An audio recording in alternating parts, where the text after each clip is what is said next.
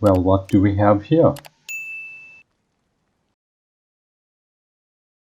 Many thanks to a polite panda, the HSM community members, as well as you guys for the love and support that you bring to this channel. You can catch the link to the patch notes and relevant information in the description box below. The question was, to wipe or not to wipe? And you guessed it, we are getting a wipe. And the update is expected to be released on the 19th of April. So guys, with that being said, let's take a look at what has been added, fixed and changed in the upcoming 1.17 DAYZ update for the Xbox One player. And as always, I hope you enjoy. They have added the CR550 Savannah rifle and matching mag, and you can find this rifle in hunting cabins and deer stands. If hand cannons are your thing, then the Longhorn pistol is the gun to get. This gun can also be found in hunting cabins and deer stands. Firing a single 308 round, this pistol will definitely clap some cheeks. For a less redonkulous type of gun, we get the P1 with matching mag, with a capacity of 8 rounds firing the 9mm round. This gun is fairly common and can be found in coastal towns. They have added craftable bone knives, which definitely come in handy when most coastal towns are looted dry. All you need is 2 bones to craft a knife. They are pretty weak as a melee weapon, so use them as a last resort. This is definitely going to be the undisputed new spawn's weapon of choice, and that's the craftable bone and stone head spear. To craft one of these beautiful spears, all you need is a long stick and a bone knife or a stone knife. We get a pitchfork to add to our garden tool shed collection. They have an impressive melee range and are commonly found in farms and barns. If up close and personal is more your vibe, then make sure to try out the cleaver on your next victim, or the meat tenderizer. The meat tenderizer can be used as a hammer when building, and both items can be found in coastal towns. A cute kitchen timer finds its way into this update. I personally feel this is a one-trick pony and can only be used as a distraction tool. For the role players out there, you can now craft a fire stand using a long stick and 2 short sticks, and brooms can be lit and used as a torch. If fashion is your thing, then you are in luck. You will now be able to craft improvised clothing from rags. Legs and torsos require 6 rags each, while head, feet and hands require 2 rags each. You can also craft an improvised rope belt from a single rope, as well as craft a gas mask filter by combining a dust mask and a plastic bottle. And all gas filters can be recharged with charcoal tablets. Just keep in mind that filters get damaged when used. Additional sensitivity settings such as camera and aiming will be introduced in this update, as well as voice activation settings for VoIP. Cookware will slowly damage by use.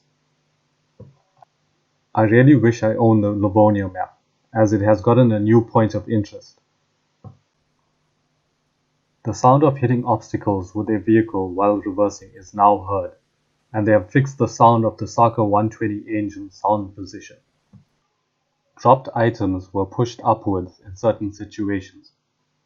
You will no longer randomly turn while punching a player. Shelter thresholds have been increased. A burnt-out fireplace no longer produces light source.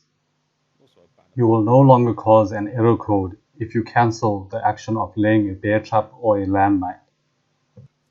The visual effect of the contamination zone partly persisted after it was despawned has been fixed, so no more running past a town thinking that there is still gas within it. Rapid focus zoom would briefly reset during several actions in first person. They have fixed the female character's hair clipping when wearing the NVG head straps. An incorrect texture of a ruined wheel caused a server error on reset no longer occurs. They have even fixed an issue regarding object collision on a military guardhouse. Players can no longer jump through closed windows in certain buildings. You will no longer be able to pick up a fire barrel if it has items attached in it. The sound of starting or stopping a vehicle was not present for other players, as well as opening or closing vehicle doors had a missing audio cue. The sound of turning an alarm clock on and off was not present for surrounding players. The attachment icon did not correctly reflect the attached optics and rails on weapons.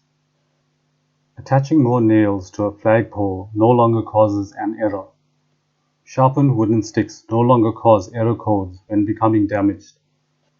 Traps will now react to vehicles even though it was supposed to be fixed in the 1.16 update. They have fixed several environment issues on Chernarus and Livonia maps. Light and heavy melee attack combinations would sometimes result in too much damage has been fixed. One of my favorite changes would be that they reworked the village Nazoi on Chernarus. There is now a half a second delay on VoIP, preventing cutoffs, as well as sensitivity settings are now exponential instead of linear. All heat sources will now emit heat. Bark can now be harvested with axes, giving you one more reason to have one with you. They have adjusted the wolf model to allow more precise headshots. The burning duration of torches now corresponds with the amount of fuel. Food can now be baked in cookware without water or lard, but will lose a percentage during cooking. Weapon sway has increased dramatically when the player is rolling. Fireplaces start heating up the player's character faster now. Players are no longer able to get into a vehicle while holding heavy items, and they have fixed the light source for the Saka 120. And finally, stone knives can no longer be sharpened by sharpening stones. So guys, I hope this was informative and helped you in some way. Don't forget to hit the subscribe button if you're new to the channel, drop me a like if you learned something new, and please leave me a comment on which is your favorite add, fix and change that you've been waiting for in the comments. And I'll catch you in the next one.